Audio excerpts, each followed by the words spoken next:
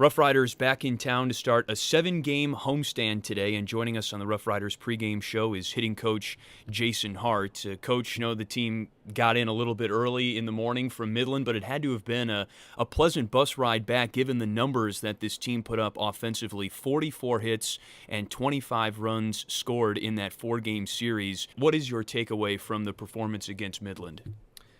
We always go into Midland, and we feel like it's very hitter-friendly. It's got a fast infield. We just, a big outfield, a lot of room for hits. And just got to keep the confidence at the plate and move the ball forward and swing at good pitches, and good things could happen. Looking back at the series before Midland against Corpus Christi, the offense managed 22 hits and 12 runs, so basically an output that was half of what they were able to produce in Midland. To what extent was the Midland series a surprise? It wasn't a surprise.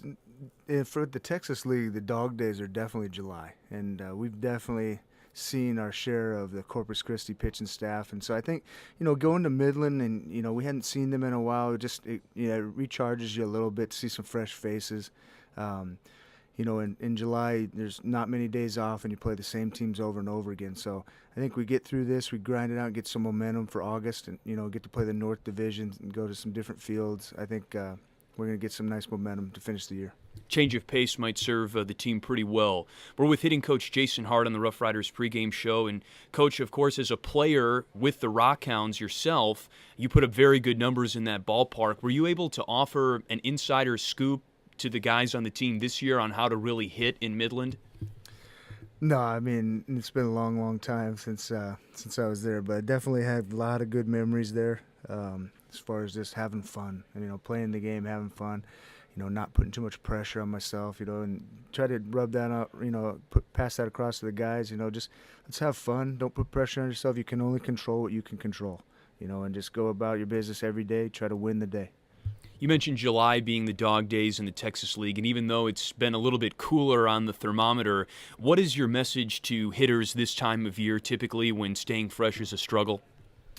Just be mentally tougher than the opposition. The pitcher's, he's grinding too. He's out there in the heat. You just got to be mentally tougher than him, and be more prepared and go out there and trust your stuff.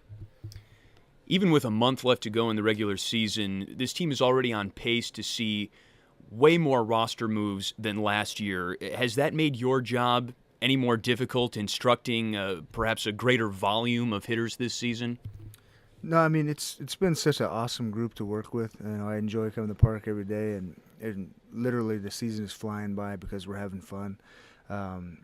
New guys come in and out, and they step right into the program. We communicate well with all the hitting coaches in the organization, so I know what they're working on, and it's just been a really fun year. I'd like to get into some hitters specifically with you, Coach, starting with Joey Gallo. He goes 7 for 14 in the Midland Series, 2 home runs and 7 RBI. You mentioned it was a hitter-friendly park, but nonetheless, he really snapped out of a slump in that 4-game stretch. What did you see out of him as he worked to snap out of that slump at the plate? Well, it is a hitter-friendly park, but it's not really a homer-friendly park, and the homers that he hit there were pretty amazing. I think, Joey is the same thing. He just, going through, seeing the same pitchers in Corpus and San Antonio, and he hadn't seen Midland since the first day he got called up, up here a month ago. So I think, just fresh faces, a new ballpark, and, he looked hungry, he looked happy to play, happy to be out there. Talking about a guy in Elian Herrera, I remember we've shared a few words about him around the batting cages earlier this season, and since he got to the team on May 8th, he has been red hot. Everyone's just been waiting for this guy to slow down at the plate, and he really hasn't yet. What is he doing to stay so consistent offensively? He's grinding out ABs. He's not giving any away. In days that he's not feeling good at the plate, he finds a way to get it done. He wants to make the pitcher work.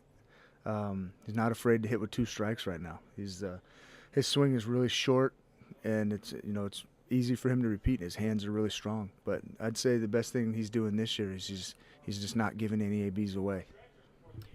We're with hitting coach Jason Hart on the RoughRiders pregame show. Tell me what you think are your initial impressions of JT Wise, a guy who was signed out of the independent ranks a little over a week ago, and yet he has come in and actually provided some adequate protection for Joey Gallo in the lineup. He already has 4 doubles in about 7 or 8 games with the team. Definitely. He's I mean, all I could say about him, he's a professional hitter. I mean, his outs have been hard outs. He's gotten some big hits for us, some doubles. Just a professional AB. He's got good hands, and he finds that barrel often. Give us your take on Trevor Adams' performance. Yeah, at times it feels like the batting average might be slipping a little bit compared to the numbers that he was putting up in May and June, and yet the guy hasn't had back-to-back hitless games in the second half of the season. What are some things that he is doing well? What are some things he needs to work on at this point in the season? Just trusting his plan and sticking with it every day. When he gets himself in trouble, sometimes he gets away from that plan and he might swing at a pitcher's pitch, but he really finds a way to salvage his days. You know, even like again when he's not feeling well, he can hit the ball. He can hit any pitch. He can hit off-speed fastballs, and he finds a way to get it done with 2 strikes as well. And lastly, Coach, looking at 2 players, Drew Robinson and Jake Skoll, they've had some consistency issues this season, and yet in the month of July, they've both shown flashes of pretty good offensive productivity. What have they shown you that would lead you or anyone else to believe that they can turn in a good month of August and finish the season on a strong note? Well, if they just, they stop worrying about the results and just worry about the process and worry about what they can control. Both of them have great ability and both have pretty swings, and they're both strong. Drew's just got to trust himself a little bit and just be on the attack in the month of August. That's what we're trying to get him, just very, very aggressive and just taking advantage of every mistake that pitcher makes. Coach, thanks so much for your time today. As you said, the season is really flying, and we're looking forward to seeing this team really round into form during the stretch run as they get ready for the postseason. Yeah, thank you. He's hitting coach Jason Hart. We're back in a moment on the RoughRiders Baseball Network.